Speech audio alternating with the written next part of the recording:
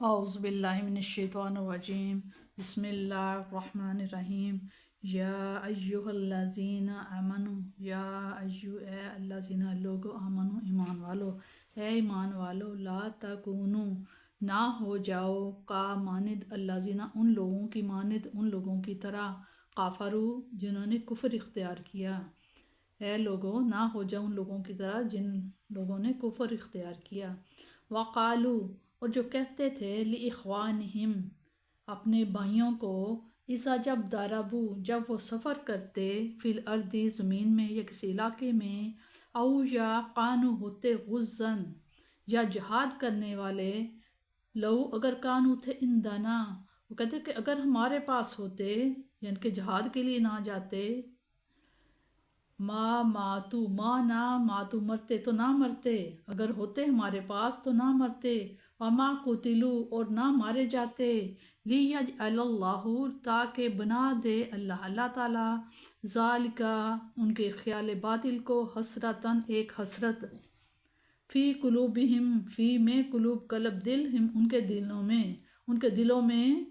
ایک حسرت کے باعث ان کا جو خیال باطل ہے وہ نہ ہوتا۔ واللہ اللہ تعالیٰ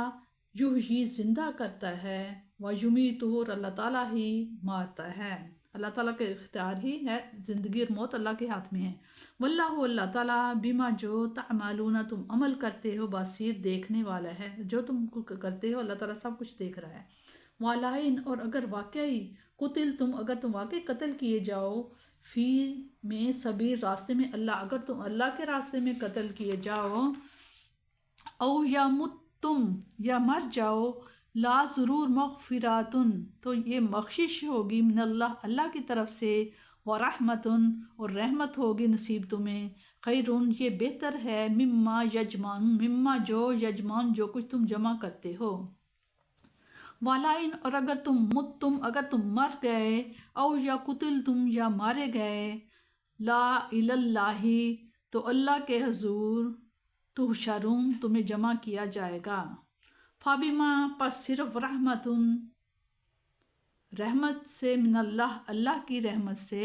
لنتا آپ صلی اللہ علیہ وسلم نرم ہو گئے ہیں، لاہم ان لوگوں کے لیے، والو اور اگر کنتا اور اگر آپ ہوتے، فظن تند مزاج، اے ابی صلی اللہ علیہ وسلم اگر آپ تند مزاج ہوتے، غلیظ القلبی اور دل کے سخت ہوتے، لن فدو تو یہ لوگ آپ کے قریب نہ آتے، یعنی کہ وہ منتشر ہو جاتے، من حولکا آپ کے ارد گرد سے، یعنی کہ آپ کے پاس نہ آ کے بیٹھتے۔ فاعفو پس آپ صلی اللہ علیہ وسلم درگزر فرمائیے انہم ان سے، واستغفر لہم اور بخشش طلب کیجئے ان لوگوں کے لیے، وشاورہم اور مشورہ کیجئے صلاح مشورہ کیجئے فی الامر ان کے کاموں میں۔ فائزہ پس جب عزمتا اور جب آپ ارادہ کر لیں عزم کر لیں، فتوکل پس توکل کریں بھروسہ کریں اللہ پر اللہ تعالیٰ پر ہی بھروسہ کریں، ان اللہ بشک اللہ تعالیٰ یحب محبت کرتا ہے پسند فرماتا ہے متوکلین توکل کرنے والوں کو۔ ان ینصرکم اللہ ان اگر وہ ینصر نصر مدد اگر مدد فرمائے کم تمہاری اللہ تعالیٰ، فلا پس نہیں غالب آ سکتا لاکم تم پر، تو پھر تم پر کوئی بھی غالب نہیں آ سکتا اگر اللہ تعالیٰ کی مدد ہو تو۔ وَإِن يَخْذُلْكُمْ اور اگر وہ ساتھ چھوڑ دیں کم تمہارا، فمن کون ہے ذَلَّذِی جو کہ ینصرکم تمہاری مدد کرے، من بعدہ اس اللہ تعالیٰ کے بعد، اگر اللہ تعالیٰ مدد نہ فرمائے تو کوئی بھی کچھ نہیں کر سکتا۔ وعلی اللہ اور اللہ تعالیٰ پر فلیتوکل توکل کرنا چاہیے بھروسہ کرنا چاہیے، مومنوں کو اللہ تعالیٰ پر بھروسہ کرنا چاہیے۔ منافقین جو اپنے آپ کو مسلمان کہتے اور مسلمانوں کے ساتھ بھائی چارے کا دعویٰ کیا کرتے، وہ اپنی بزدلی اور نامردی کو حزم و احتیاط اور مسلمانوں کے جذبہ جہاد اور شوق سرفروشی کو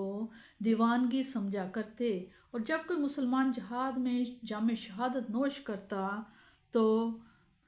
رونی سی صورت بنا کر خیر خواہی کے انداز میں کہا کرتے کہ کاش یہ ہمارے بھائی جو جنگوں میں کٹ کٹ کر مر رہے ہیں ہماری طرح آرام سے گھروں میں ٹھہرتے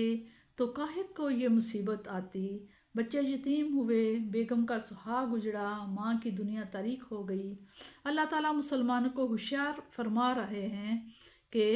ان مکاروں کے فریب میں نہ آنا، موت و حیات میرے قبضہ قدرت میں ہے، میں چاہوں تو گھر میں روح قبض کر لوں اور چاہوں تو گمسان کی رن میں جہاں گولیاں برس رہی ہوتی ہیں،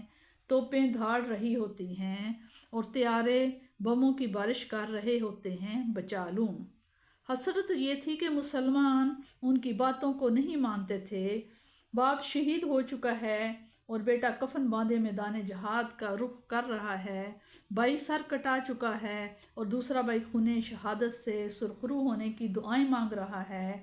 ماں اپنے شہید بیٹے کو سپرد خاک کرنے کے بعد دوسرے بیٹے کو اپنے دودھ کی لاج رکھنے کی نصیحت کر کے سر پر خود اور ہاتھ میں تلوار دے رہی ہے۔ ان منافقین کے لیے اس سے زیادہ حسرت آمیز اور الم انگیز کیا چیز ہو سکتی ہے؟ پہلے تو یہ ضروری نہیں کہ جو گھر پر رہے گا وہ مرے گا نہیں، اور جو جہاد کے لیے جائے گا وہ ضرور مرے گا، اور اگر اسے تسلیم بھی کر لیا جائے تو بھی یہ سودا بڑا سود مند ہے۔ اس حیات فانی کے عوض اللہ تعالیٰ کی رحمت اور مغفرت میسر آ جائے تو پھر اور کیا چاہیے؟ اس کا یہ مطلب نہیں کہ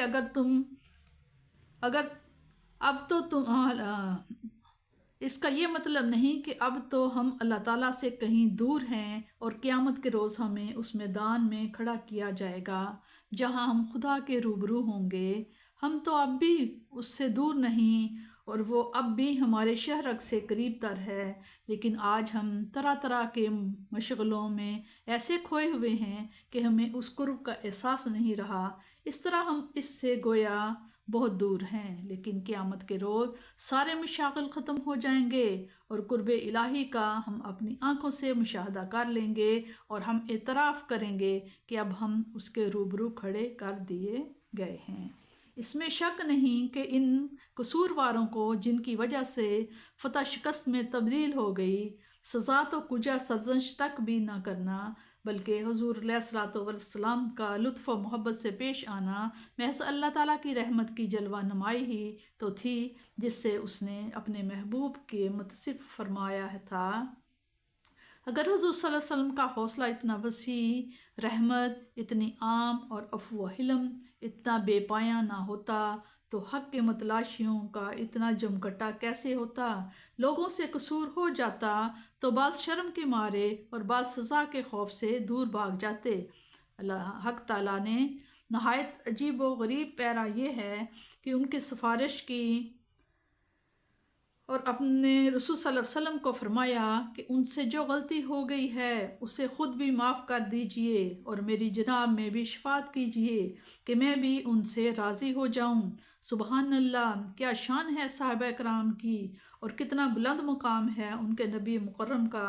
اور کیا کہنے مولا کریم صلی اللہ علیہ وسلم کی رحمت کے جو اس نے اپنے محبوب اور اس کے ذریعے اپنے سب مخلوق پر کی۔ اس آیت میں بالکل واضح ہو گیا کہ اللہ تعالیٰ نے ہم گناہ گاروں کے گناہ بخشنے کے لیے، ہمارے دکھ دور کرنے کے لیے حضور نبی کریم صلی اللہ علیہ وسلم کی دعا کو واسطہ اور وسیلہ بنایا۔ حضور صلی اللہ علیہ وسلم کو وسیلہ سمجھنا اور حضور صلی اللہ علیہ وسلم کی بارگاہ میں شفاعت کے لیے التجا کرنا شرک نہیں ہے، اسلام ہے اور قرآن کی تعلیم ہے۔ اللہ تعالیٰ نے اپنے نبی صلی اللہ علیہ وسلم کو اس لیے مشورہ کرنے کا حکم نہیں دیا کہ حضور صلی اللہ علیہ وسلم کو ان کے مشورہ کی ضرورت تھی، بلکہ اس میں حکمت یہ تھی کہ انہیں مشاورت کی شان کا پتہ چل جائے، نیز یہ مشورہ سنتے نبی صلی اللہ علیہ وسلم بن جائے اور امت مسلمہ اس کی اقتداء میں اور اتباع کرے۔ اس کی ایک اور وجہ بھی یہ لکھی ہے کہ صحابہ کے دلوں کو خوش کرنا اور ان کی قدر و منزلت کو بڑھانا بھی مقصود تھا۔ خوب غور و فکر، بحث و تمہیز کے بعد جو فیصلہ کیا جائے اس کو عملی جامہ پہنانے کا پختہ ارادہ کر لینے کو عزم کہتے ہیں۔ بغیر سوچے سمجھے کسی کام کے کرنے میں لگ جانا عزم نہیں ہے۔ اسی لیے بعض علماء لغت نے لکھا ہے کہ